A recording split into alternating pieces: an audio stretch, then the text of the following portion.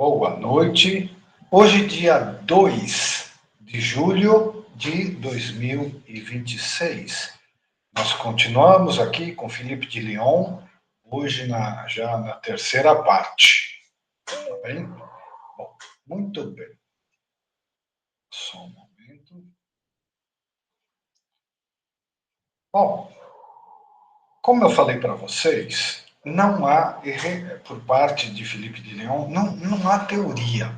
Ele não escrevia teoria. Tá? Então, nós começamos na semana passada e agora nós estamos numa parte de relatos de como eram as curas. Mais para frente, nós vamos ter alguns ensinamentos dele, ensinamentos orais que foram registrados, mas ele não tem propriamente um corpo de ensinamento, ele não estava preocupado com isso.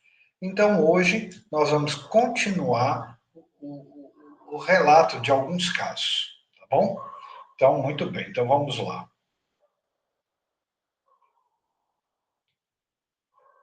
Aqui.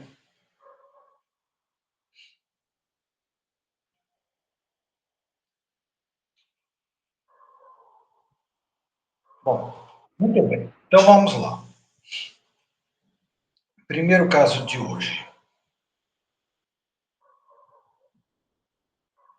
Um caso que me impressionou particularmente foi quem narra é o Papis. Um caso que me impressionou particularmente foi o de uma criança que sofria de crises repetidas, diante das quais os médicos permaneciam sem recursos, não sabiam o que fazer.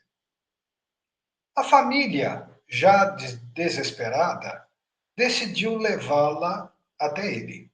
Ao chegar, a criança encontrava-se em estado de grande exaustão.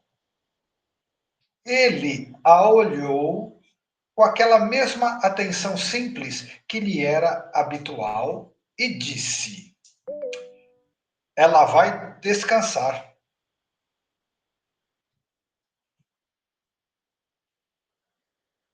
Pronto. Então, boa noite. Vou, vou recomeçar, tá bom? Vamos lá. Tudo em ordem, tudo em ordem. Então, um caso que me impressionou particularmente foi o de uma criança que sofria de crises repetidas, diante das quais os médicos permaneciam sem recursos. A família, já desesperada, decidiu levá-la até ele.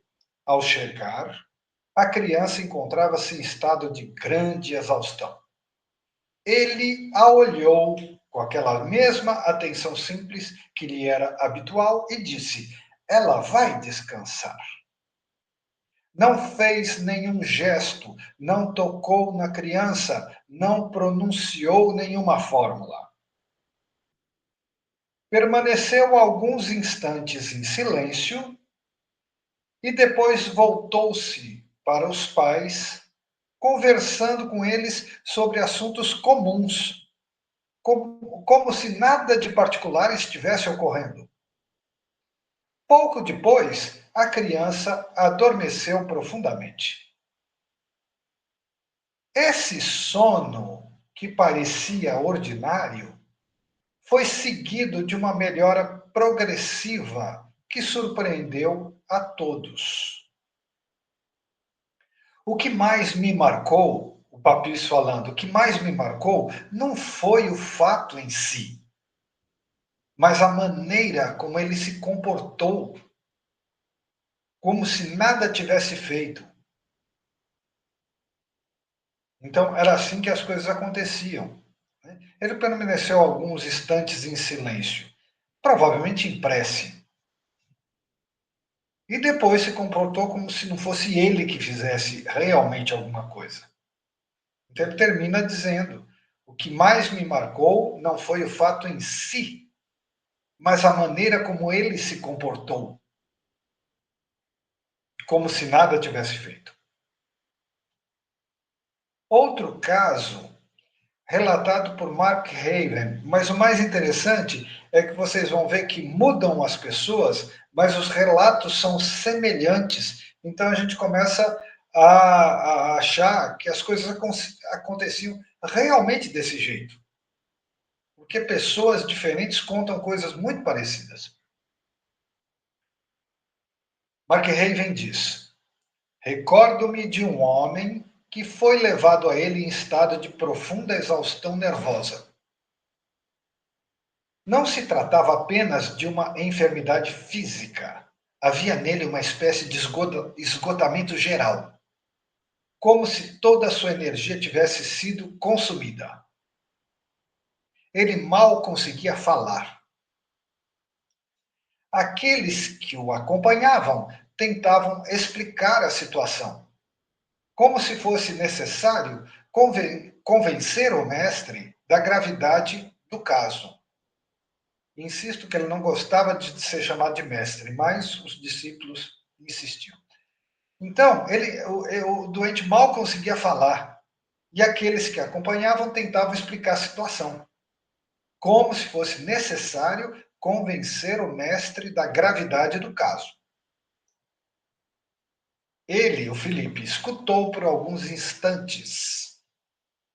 Depois, aproximou-se do doente, permaneceu diante dele sem dizer nada. Olha como é parecido. Não houve gesto, não houve palavra, apenas essa presença silenciosa. Espantoso como relato parecido. Após alguns minutos, o homem, que havia chegado praticamente incapaz de se manter, começou a respirar de maneira mais regular. Sua expressão se modificou e algo como um alívio profundo pareceu atravessá-lo. O mestre então se afastou, como se nada tivesse ocorrido. O doente foi conduzido para fora, mas já não estava no mesmo estado em que havia entrado. Nos dias que se seguiram, sua recuperação foi rápida e completa. Aqueles que haviam assistido à cena não souberam dizer o que havia sido feito.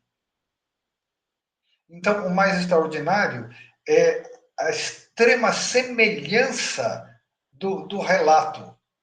As mesmas reações, as mesmas medidas, o mesmo tempo. É isso que chama atenção. Pronto. Então, nos dois casos apresentados, ele não diz nada. Ele se aproxima em silêncio, depois ele desconversa e a coisa acontece. Então, Papins relata um caso, Mark Haven relata outro, e eles relatam quase com as mesmas palavras, na mesma sequência, do mesmo jeito, a mesma situação. Num era uma criança exausta, no outro era um adulto exausto, que não conseguia nem falar. Mais um de Mark Haven. Certa vez, fui testemunha de uma situação em que várias pessoas estavam reunidas em torno dele, cada uma trazendo suas preocupações e perguntas. Não é situação diferente agora, né? Fui testemunha de uma situação, várias pessoas estavam reunidas, cada uma trazendo suas preocupações e perguntas. O ambiente era, no início, marcado por uma certa agitação, pois todos desejavam falar, expor suas dificuldades, obter uma resposta. Ele, Felipe, ele deixou que essa movimentação se desenrolasse por algum tempo. Depois, sem elevar a voz, disse simplesmente: fiquem tranquilos. Era uma palavra dita com tal simplicidade que parecia não ter força alguma. Não foi uma ordem nem uma recomendação. Ele disse: fiquem tranquilos. E, no entanto, pouco a pouco, o silêncio se instalou. As pessoas cessaram de falar, não por constrangimento, mas como se algo tivesse se apaziguado nelas. A partir desse momento, a atmosfera mudou completamente. Já não se tratava de buscar respostas, mas de permanecer ali. Mark Raven outra vez. Então, por enquanto, nós estamos vendo os casos, o enfoque está muito mais no comportamento dele, né, do que na cura em si. Uma outra de Jean Chapat, que era o discípulo principal dele. Um homem lhe perguntou um dia o que deveria fazer para obter aquilo que chamava de graça. O mestre respondeu: não impedir. O visitante, não compreendendo, pediu que explicasse. Ele disse então: deixe Deus fazer. E não acrescentou mais nada. Essa resposta, aparentemente insuficiente, acompanhou aquele homem por muito tempo, até que ele começou a perceber o que significava, não por explicação, mas por experiência. Então, ele queria saber como obter a graça. Seria o mesmo que perguntar como eu me iluminar. E ele diz assim: não impedir. Quer dizer, nos nossos estudos aqui, não é o ego que se ilumina, é ele parar de atrapalhar, é ele descer do trono, renunciar a si mesmo. Tudo isso que nós estudamos. Mas o Felipe de Leão respondeu para ele de uma maneira mais simples. Ele disse: não impedir. Quer dizer, não atrapalhe, pare de atrapalhar Deus. E depois ele disse: deixe Deus fazer. Agora, tudo soou de uma maneira enigmática, então a pessoa levou um tempo para assimilar e entender o que é que significava. Tá? Na verdade, significa tudo que a gente tem estudado. Né? Que enquanto a gente tivesse com a atenção centrada no ego, o que nós chamamos de pecado original, não acontece. Aí Jesus fala de renúncia de si mesmo. E ele, de uma maneira muito simples, diz: não impedir.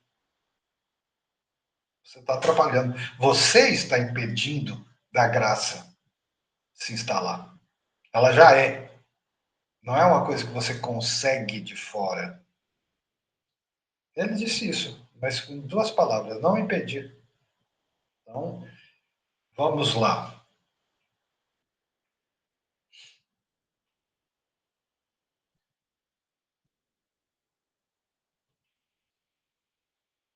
Papis novamente. Um homem de condição modesta foi conduzido a ele por amigos. Sofria, havia muito tempo, de dores persistentes que o impediam de trabalhar regularmente. Jean, Ao... compartilhe o texto, Peraí. por favor.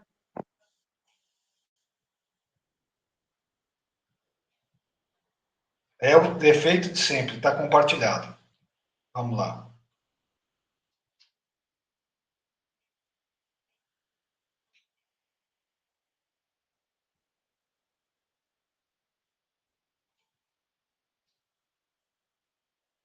Pronto?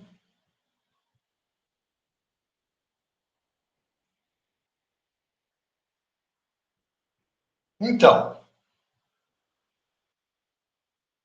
um homem de condição modesta foi conduzido até ele por amigos. Sofria há muito tempo de dores persistentes que o impediam de trabalhar regularmente. Ao entrar, mostrava-se ao mesmo tempo esperançoso e desconfiado. A minha cara isso. Ao mesmo tempo esperançoso e desconfiado, como alguém que já havia tentado muitos recursos sem resultado. Ele começou a explicar sua situação com simplicidade, apenas descrevendo o que sentia. O mestre o escutou com atenção, sem fazer perguntas. Quando o homem terminou, houve um breve silêncio novamente. E o mestre disse: O senhor não precisa carregar isso. O homem pareceu não compreender. Olhou para ele como se esperasse uma explicação. O mestre não explicou. Permaneceu ali em silêncio. Depois de alguns instantes, disse: Vá em paz. Primeiro ele disse: O senhor não precisa carregar isso. Depois ele disse: Vá em paz. O homem se retirou, sem saber exatamente o que pensar.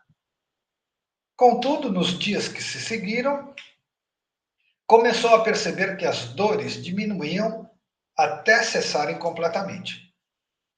Quando voltou para agradecer, o mestre o recebeu como a qualquer outro, sem fazer referência ao ocorrido. Mais uma vez, como se não fosse ele, como se não tivesse nada a ver com isso. Ele disse: o senhor não precisa carregar isso. E depois disse: vá em paz. Tudo isso entremeado de momentos de silêncio, em todos os casos.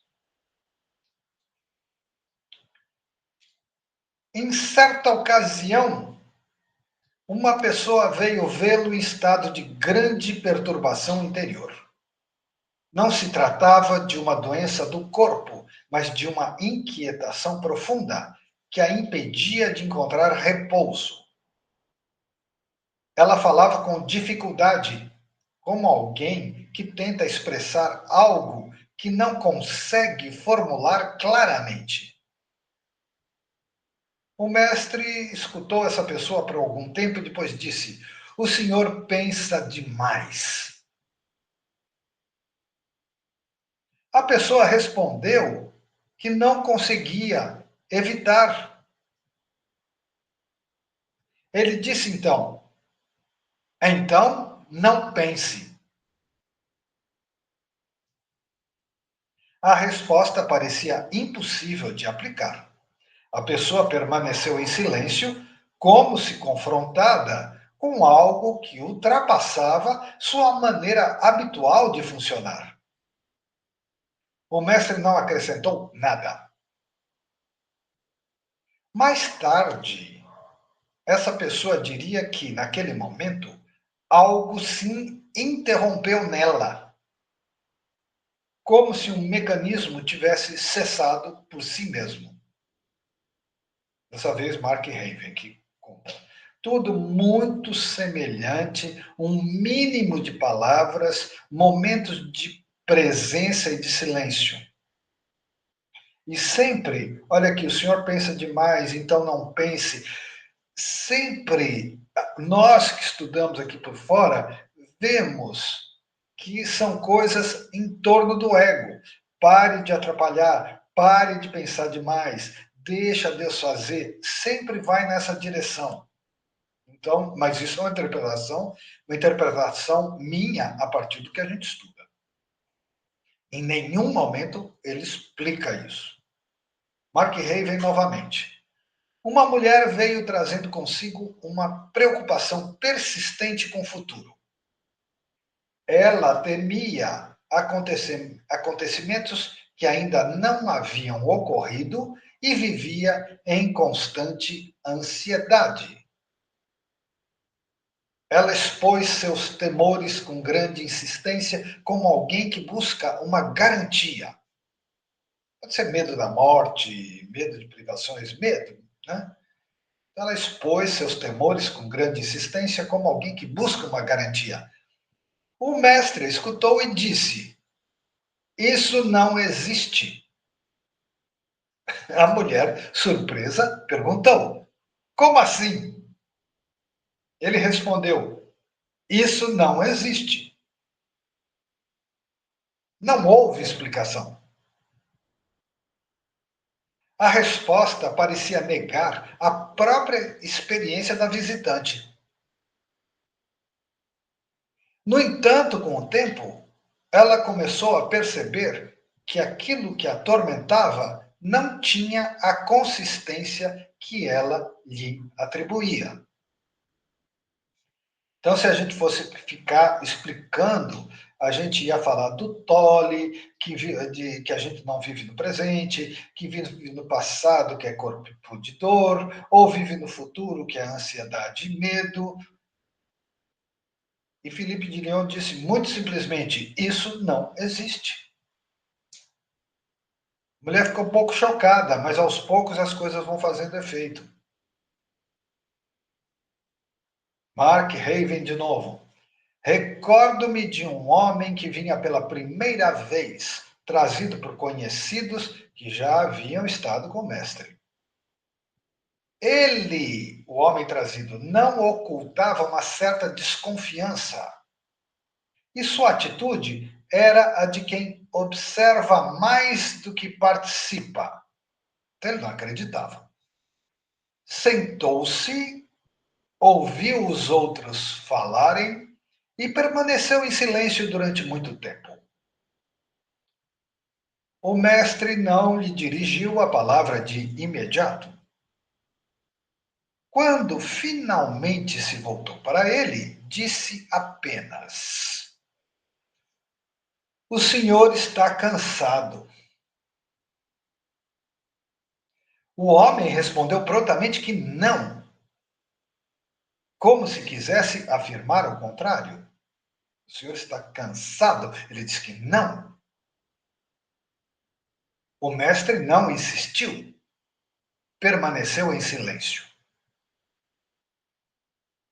Após alguns instantes do tal silêncio, o visitante, que até então se mantinha reservado, começou a falar espontaneamente, evocando preocupações que não havia mencionado a ninguém, nem as pessoas que levaram ele.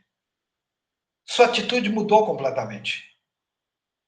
Ao sair, já não era o mesmo homem que havia entrado. Mais tarde, diria que aquela simples frase havia tocado algo que ele próprio não reconhecia.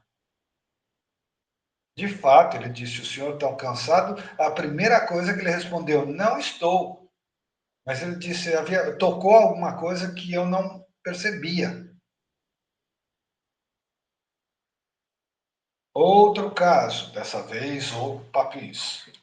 Uma mulher trouxe consigo filho ainda jovem, que apresentava um comportamento que a preocupava profundamente. Não se tratava de uma doença claramente definida, mas de uma desordem que afetava sua conduta e seu equilíbrio. Ela falou longamente, com a inquietação própria de uma mãe que não encontra solução. O jovem permanecia calado, com uma atitude fechada. O mestre escutou tudo sem interromper. Depois, voltou-se para o rapaz e disse: meu filho, isso não é você. O jovem levantou os olhos, como se tivesse sido chamado de um lugar distante. Nada mais foi dito. A visita terminou pouco depois. Nos dias que se seguiram, a mãe percebeu uma mudança progressiva no comportamento do filho, como se algo tivesse sido restabelecido nele. Papis. Então, meu filho, isso não é você. Então, mais uma vez, é interpretação minha. Mas sempre há um silêncio, que é presença, sempre há um diálogo minimalista, mas sempre em torno do centro, como ego, e não como ser verdadeiro. Né? Então, isso não é você. Falsa identificação, como nós estudamos com o Tolle. Só que como ele é minimalista e ele causa um certo choque, e isso acaba tendo um efeito. Não pelo método em si, mas pela presença, porque sempre ele fica alguns minutos em silêncio. Pela presença. Mas sempre o que ele fala é em torno, né, do deslocamento do ego da falsa identificação. Interpretação minha, dos casos que a gente está vendo. Então, vamos mais um pouquinho.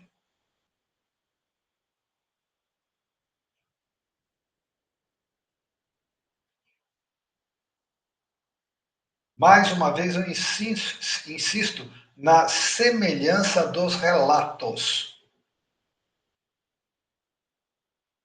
Agora é um relato longo.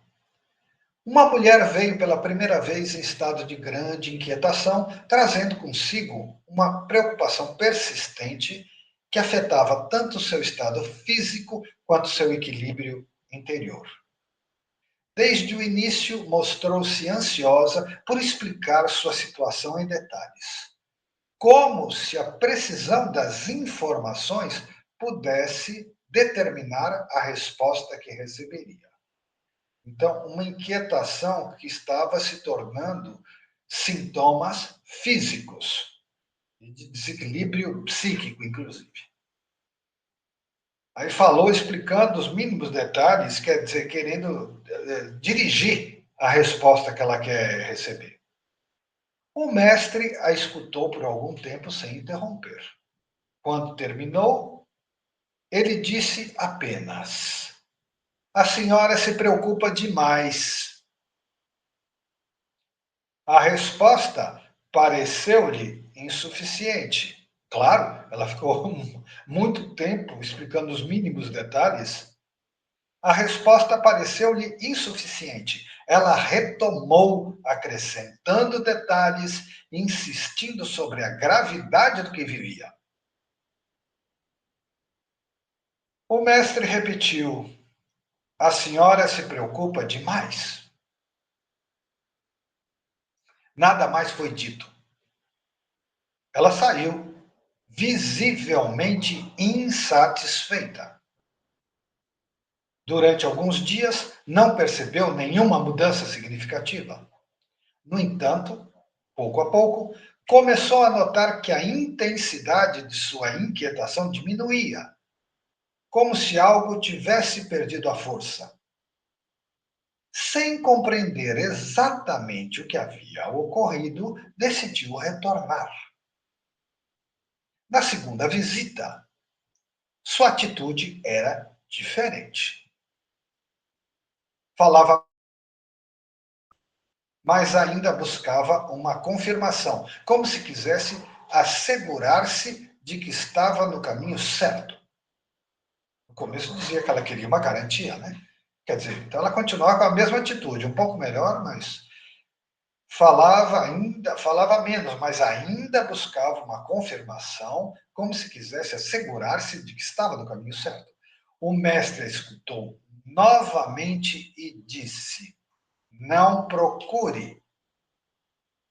Ela perguntou: O quê? Ele respondeu: Não procure. Não houve explicação.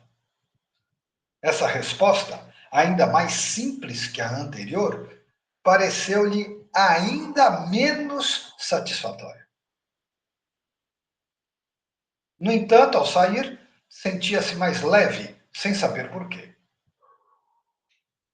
Passaram-se algumas semanas. Ela voltou uma terceira vez. Desta vez, não trouxe uma questão definida. Permaneceu em silêncio durante boa parte da visita. Imagina, ela permanecer em silêncio é algo totalmente inusitado. Permaneceu em silêncio durante boa parte da visita. O mestre não lhe dirigiu a palavra imediatamente. Depois de algum tempo, disse apenas: está melhor. Ela percebeu então que, de fato, sua inquietação havia praticamente desaparecido. Aquilo que a ocupava constantemente já não tinha o mesmo peso. Não havia solução encontrada nem explicação recebida, e, no entanto, algo havia cessado. Ao tentar agradecer, o mestre disse: não se prenda. Ela não compreendeu de imediato, mas ao longo do tempo percebeu que não se tratava de conservar o que havia sido vivido, mas de não voltar ao movimento anterior. Esse caso mostra que a ação não se produziu em um único momento, mas ao longo de um processo no qual cada encontro teve seu lugar, sem desenvolvimento visível no sentido habitual. Nada foi explicado, nada foi construído. E, no entanto, a transformação foi real. Papis. Então, mais uma vez, nós vemos a questão do silêncio e da presença, que lembra muito as curas do Goldsmith, como a gente falou na semana passada, mas nas pequenas palavras dele, a gente vê muito o ensinamento do Eckhart Tolle.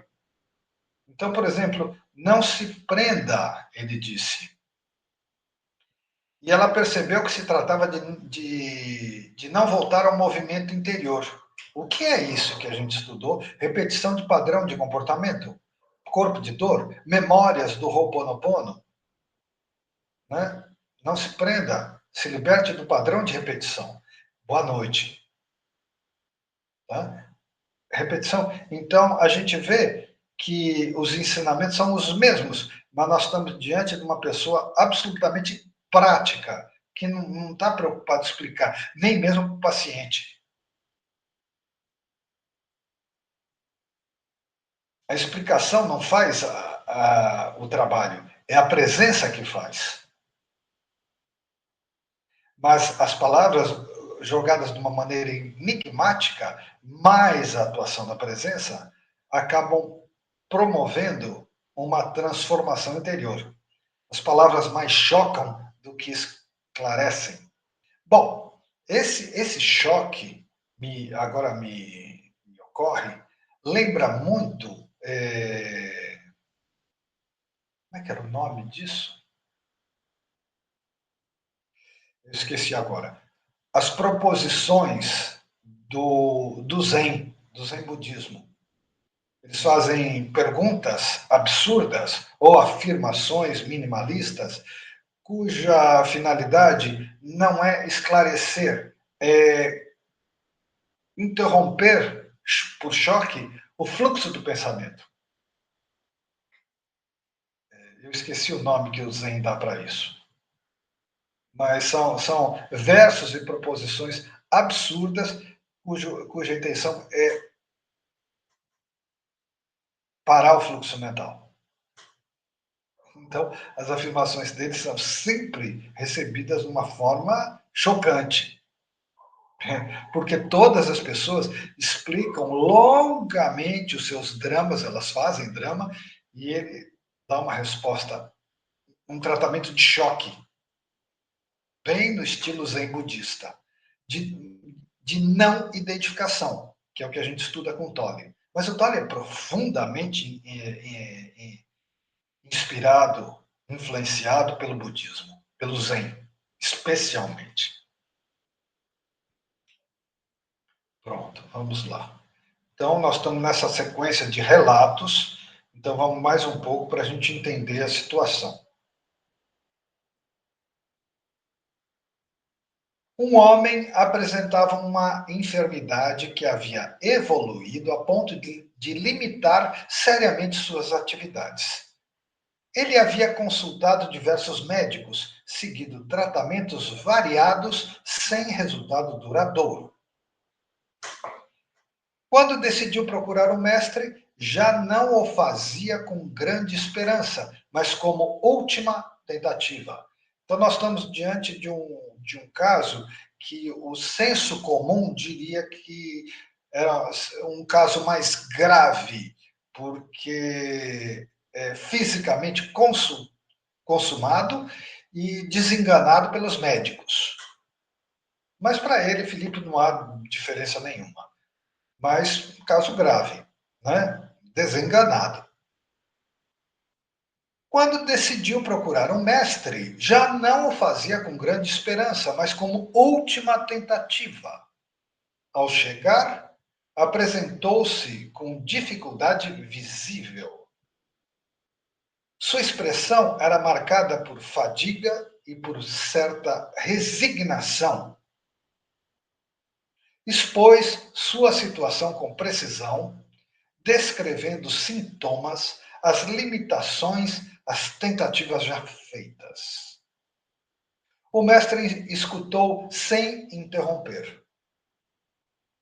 Quando ele terminou, houve um breve silêncio, como sempre.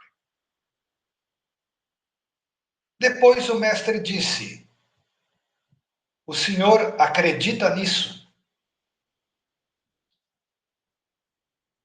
O homem pareceu não compreender. Perguntou: Na doença?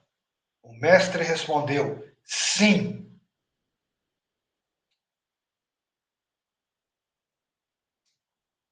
Não houve desenvolvimento. Bastante chocante.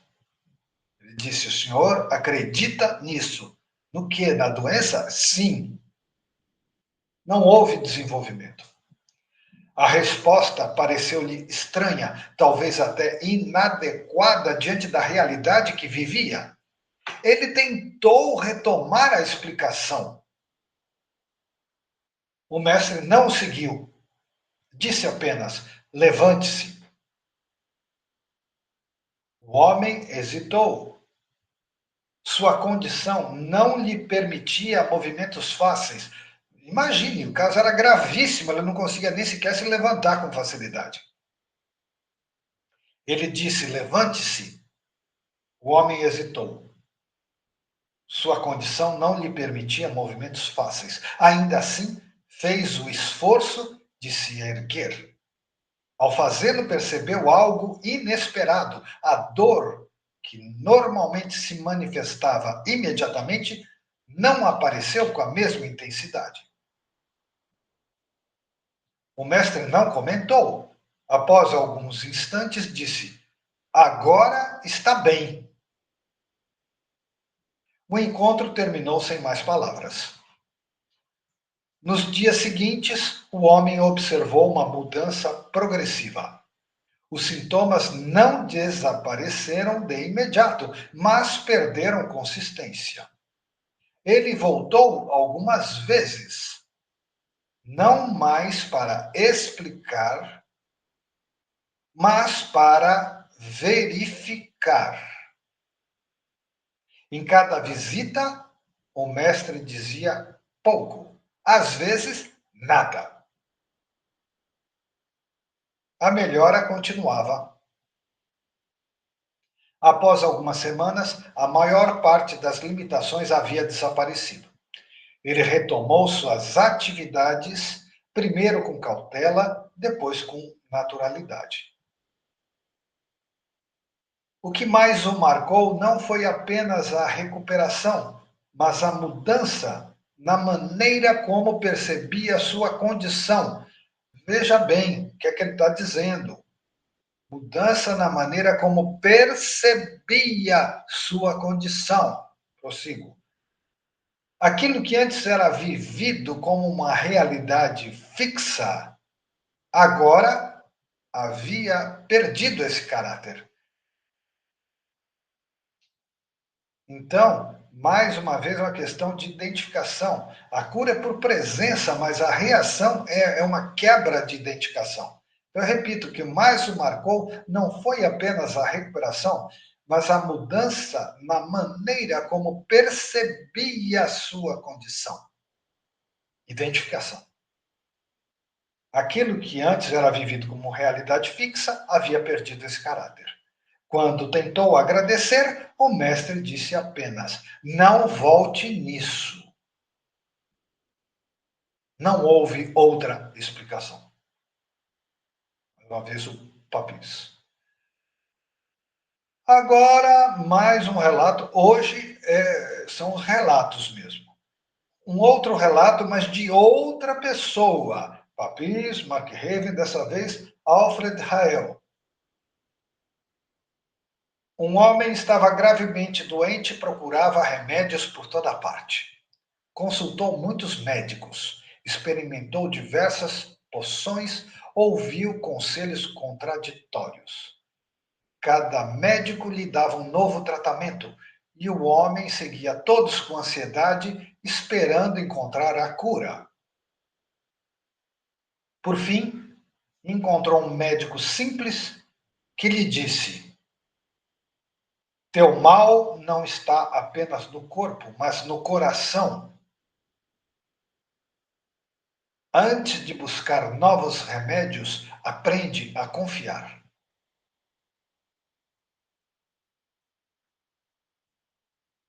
O homem respondeu: mas eu quero ser curado.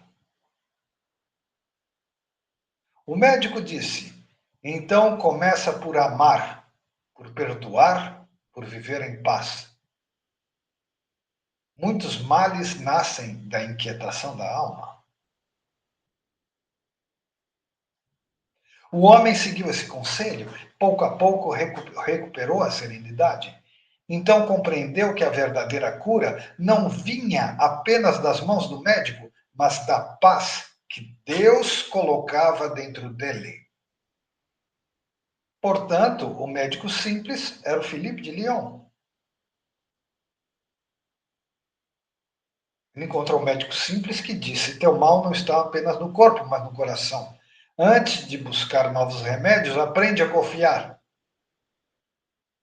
Ah, mas eu quero ser curado. Então começa por amar, por perdoar, por viver em paz.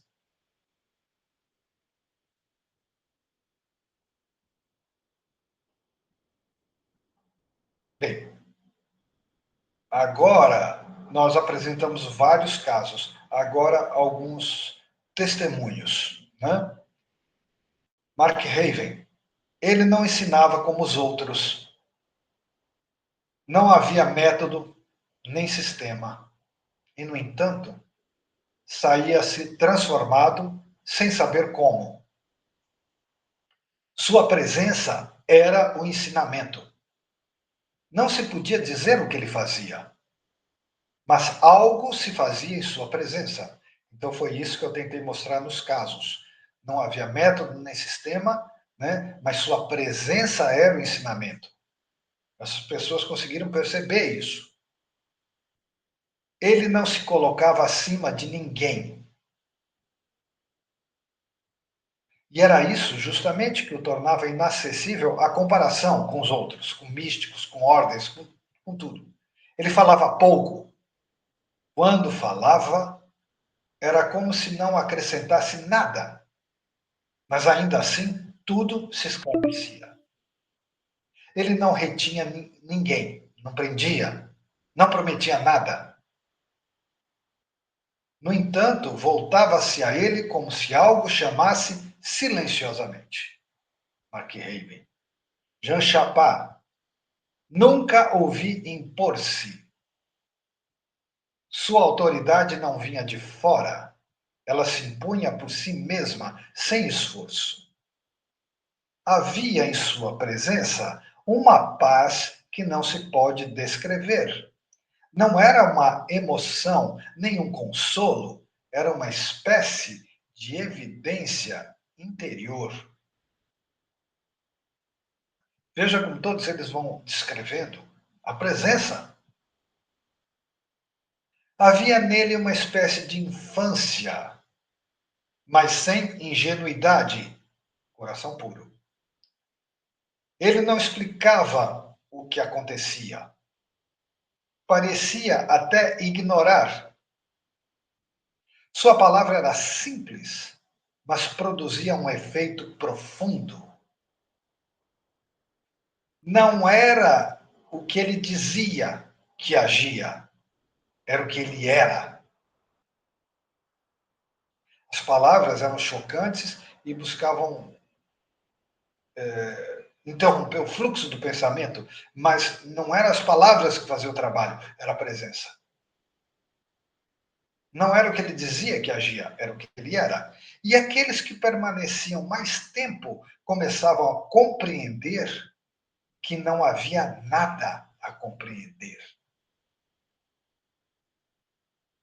Também bastante chocante e misterioso o que diz Jean Chapat. Aqueles que permaneciam mais tempo, essas pessoas que estão fazendo esses relatos, começavam a compreender que não havia nada a compreender. Presença não é mente humana, não é mente racional, não é explicação. Paul Sedir, que escreve muitíssimo bem sobre ele, na primeira aula ele fez um longo relato. Paul Sedir. Não vi nele nada de extraordinário, no sentido que se dá essa palavra. Era um homem que vivia diante de Deus, e isso bastava. Talvez fosse isso o mais difícil de compreender. Nele não havia vontade de parecer o que era. Ele não procurava convencer, não discutia. Às vezes, parecia até evitar que o compreendessem. Nada nele se apoiava sobre o saber. E, no entanto, tudo nele parecia saber. Ele não transmitia algo. Ele fazia desaparecer o que impede. Ele não buscava discípulos. E, no entanto, havia aqueles que permaneciam. Esse é o Paul Sedir. Que, lembrando a vocês, foi aquele que largou as sociedades ocultas e tudo mais e foi escrever sobre o cristianismo interior, depois da experiência com Filipe de Leão. Papis. Muitos o tomavam por um homem comum. Ele não fazia nada para corrigir essa impressão. Alguns vinham para ver um milagre, não viam nada. Outros vinham sem esperar, recebiam tudo. Aqueles que o procuravam com perguntas difíceis, respondia ele com uma palavra tão simples que muitas vezes se retiravam decepcionados ou chocados. Sua simplicidade desarmava, mas esse era o objetivo. Muitos não sabiam o que fazer diante dela, mas era para desarmar, era para desconcertar mesmo. Sua simplicidade desarmava. Muitos não sabiam o que fazer diante dela. Não se saía de junto dele com ideias novas, mas com outra disposição do coração. Não se saía junto dele com ideias novas. Não era ensinamento. Não era coisas acrescentadas. Coisas realmente. Não era isso, ele diz assim, outra disposição do coração, ou seja, outro olhar. Olhar no contexto místico, olhar é consciência. Outra consciência, outro foco sobre não o problema, mas sobre viver. Então, era assim que as coisas aconteciam. As palavras chocantes e mínimas, que nem usei em budismo, eram para chocar realmente e deslocar a pessoa do ego para o viver. Agora, como diria o Tony, poder do agora. Só uma explicação minha, mas não tinha explicação nenhuma. Mas quando se diz assim, não se saía de junto dele com ideias novas, mas com outra disposição do coração, eu entendo isso que eu falei aqui. Então vamos lá, o que mais que temos para hoje?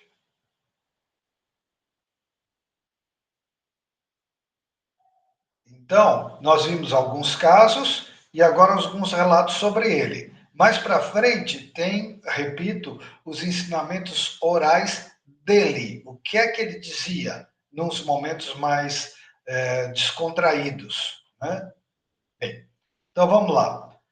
Segundo os relatos dos discípulos, houve um momento em que, diante do respeito e da admiração que tinham por ele, alguns começaram a chamá-lo de mestre. Era uma forma de reconhecimento de sua sabedoria, de seu discernimento e dos fenômenos que o cercavam. Filipe, porém, recusou categoricamente esse título. Ele disse, segundo os relatos: não me chamem de mestre. Eu não possuo poderes, nem sou juiz de ninguém. Não cabe a mim ensinar sobre a vida de ninguém. Posso apenas indicar o caminho que a consciência já conhece. Se um homem acredita que sou mestre, peço que ele se lembre. O verdadeiro mestre está em cada coração que busca com sinceridade. Eu apenas mostro, toco, conduzo, mas não crio milagres. Deus é quem age. Meu papel é humilde, consolar, orientar, trazer coragem e ajudar aqueles que estão presos na dúvida ou no sofrimento. Não me coloquem no lugar de quem dá a vida. Eu sou apenas quem ajuda a ver o caminho. Em outras palavras, ele diz com uma anedota zen: eu sou o dedo que aponta para a lua, eu não sou a lua. Olhe para a lua e não para o dedo. Não olhe para mim e não me chame de Deus. Olhe para a lua. É o que ele está dizendo. Então, ele não formula, ele não racionaliza, ele não traz conceitos, mas a gente vai identificando todo um estudo que nós fazemos do Tolle, do Goldsmith, do Ho'oponopono, nas entrelinhas. E sempre a presença. Sempre antes dele dar as respostas curtas e enigmáticas, há uma pausa de silêncio. Esse silêncio é o segredo. Esse silêncio é a presença. Então, ele traduz a presença numa palavra koan, que nem os koans do Zen, proposições para chocar mesmo, para cortar o fluxo de pensamento das pessoas. 1000 explicações sobre a minha doença, o meu sintoma. Parar um pouco.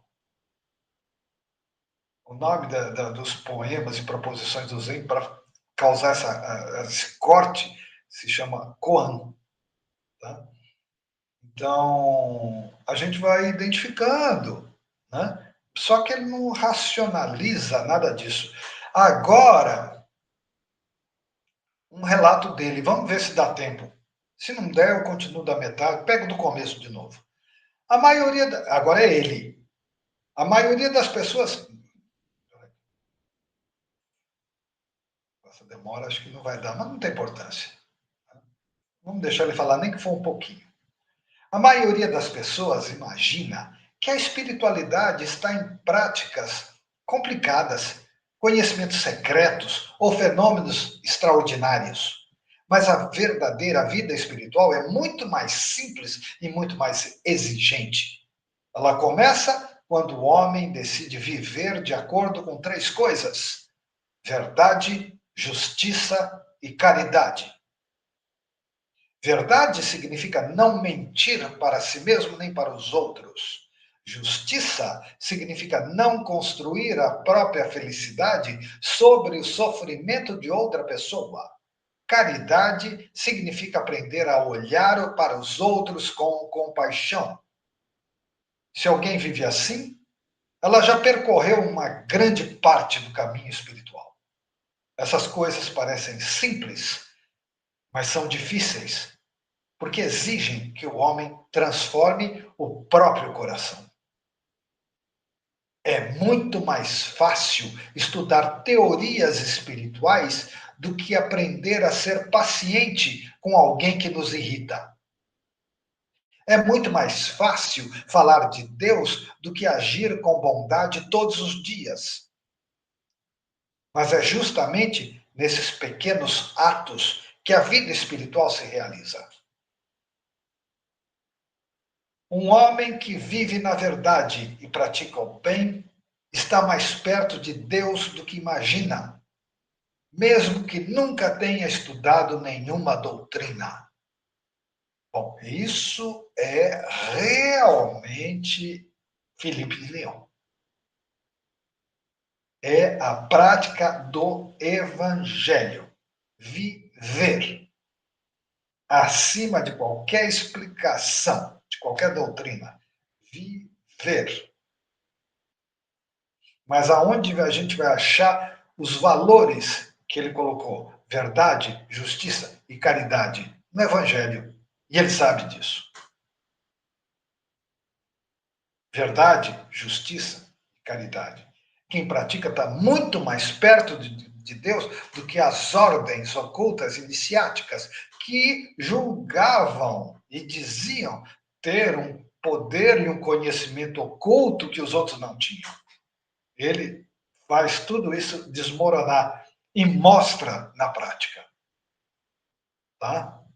E ele está no meio dos ocultistas, no auge do movimento ocultista na França, ele está bem no meio. Mas ele faz tudo isso desmoronar. Só que só Paul Cedir deixou desmoronar. O papismo não conseguiu. Manteve a ordem por vaidade. Então, por hoje, tá bom. Ainda tem mais. Esse foi só um relato dele falando, num círculo mais fechado, né? Do que é que ele falava. Um texto muito bonito e muito revelador. Né? Já não é mais um caso, já é ele falando. Então, que bom que deu para colocar a voz dele um pouquinho hoje. Agradeço, agradeço, agradeço, e amanhã nós estamos aqui os textos inspirados no tarô. Tá bom? Boa noite, um bom descanso para todos. Boa noite. Boa noite.